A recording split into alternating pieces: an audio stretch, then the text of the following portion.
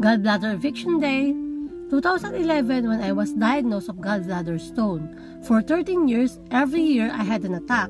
It's sudden, a severe intense pain on the upper right side of the abdomen. Pain radiates to your back and shoulder. Now I've decided to take it out. 6 a.m. is my call time for prep. 7:30 a.m. my preparation for surgery is done. They call my family before my surgery. 9:30 a.m. they already woke me up in a recovery room. They said surgery is over. 10:30 I'm back in a regular room where my family is waiting. I'm still tired, dizzy, and sleepy. I don't feel pain or only discomfort, and nurse explained to us the do and don'ts and the food and medicine I need to take. At 11:45 they helped me to stand and sit in the wheelchair. I'm happy it's over and best decision I ever made. At 12:30 p.m. I'm already home.